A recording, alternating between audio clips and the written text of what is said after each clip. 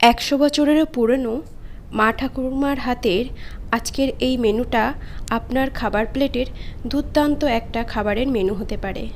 Welcome জানাই JS ভিডিওর আরও একটা নতুন ভিডিওতে। আশা করছি সবাই ভালো আছেন। আমি এখানে 50 গ্রাম মতো মুগ ডাল হোল নাইট ভিজিয়ে রেখেছিলাম। জল ঝরিয়ে ডালটা দুটো কাঁচা লঙ্কা দিয়ে পেস্ট করে নিয়েছি। আপনারা মুগ ডালের জায়গা ছোলার ডাল বা মটর ডালও ব্যবহার করতে পারেন। আমি একটু ডাল কিন্তু নষ্ট করিনি, মিক্সার গ্রাইন্ডারটাকে ভালোভাবে কিন্তু ডালটাকে নিয়ে নিয়েছি। এখন এই ডালের মধ্যে দিয়ে দেব 1 চিমটি লবণ, 1 চিমটি কালো জিরে আর 1 চিমটি হলুদ গুঁড়ো। সামান্য একটু হলুদ গুঁড়ো দিয়ে ভালোভাবে কিন্তু ডালটাকে ফেটে নিতে হবে।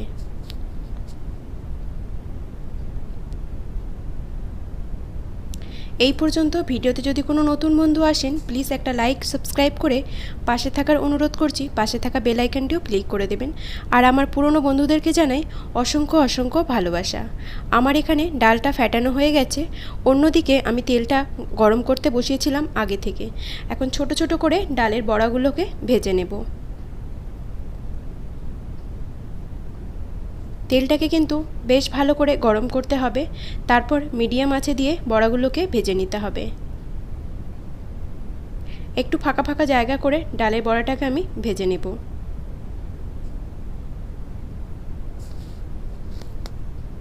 এক সাইড আমার হয়ে গেছে, অপর সাইডটাও ভেজে নেব। এই গরমে মাছ মাংস একদমই খেতে ভালো লাগছে না, তাই আজকের এই নিরামিষ রান্নাটা একবার হলেও বাড়িতে বানাতে পারেন। আশা করছি আপনাদের বাড়ির সবাই খেয়ে কিন্তু খুব খুশি হবে আর আপনার প্রশংসায় পঞ্চমুখ। এদিকে দেখুন আমার কিন্তু বড়িগুলো ভাজা হয়ে গেছে। দেখতেই পাচ্ছেন আমার ডালটা কিন্তু খুব সুন্দর, ডালের বড়াটা ভাজা হয়ে গেছে। এখন আমি তুলে নেব। আরও কিছুটা ব্যাটার বেঁচে আছে, সেগুলোকেও বড়া করে নেব। এইটা ভাজতে থাক, চলুন আমি কিছু সবজি কেটে নেব। এখানে আমি 300 গ্রাম মতো ঝিঙে নিয়েছি। ঝিঙেটাকে সামনের দিক আর পেছনের দিকটা কেটে ছোট ছোট টুকরো করে নেব। এইভাবে ছোট ছোট টুকরো করে কেটে নিলে ছুরির সাহায্যে কাটতেও সুবিধা হয়। আমি কিন্তু ঝিঙের পুরো খোসাটাকে কাটবো না। দেখতেই পাচ্ছেন যে সরু ডাটির মতো অংশটা আছে সেটা কেটে নেব, আর কিছু কিছু অংশ কেটে নেব। পুরো খোসাটা কিন্তু আমি ছাড়াবো না। আর ঝিঙের খোসা খাওয়া কিন্তু উপকার। দেখতেই পেয়েছেন আমি সমস্ত ঝিঙেগুলো কেটে নিয়েছি, আর অনেকটা খোসা রেখে রেখে আমি কেটে ভালোভাবে ধুয়ে জল ছড়িয়ে নিয়েছি।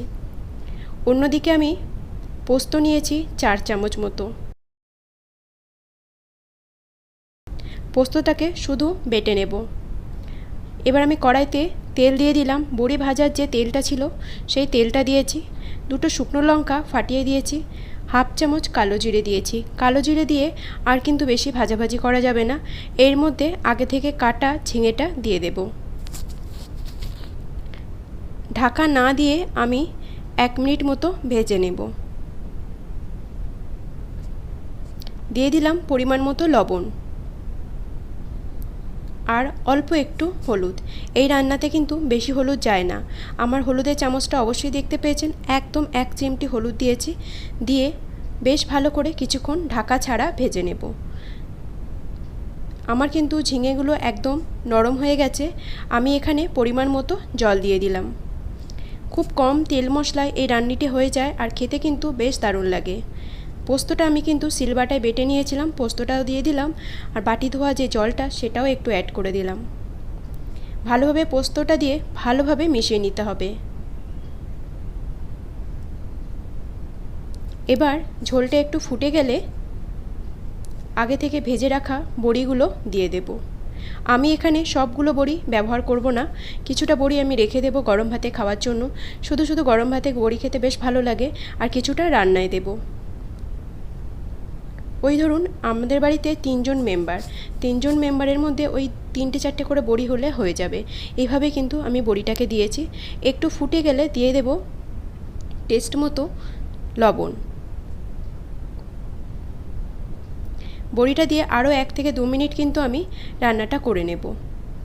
দিয়ে দিলাম মিষ্টি। যে কোনো নিরামিষ রান্নাতে একটু মিষ্টি দিলে বেশ ভালো লাগে খেতে। আর দিলাম ওপর দিয়ে সর্ষের তেল।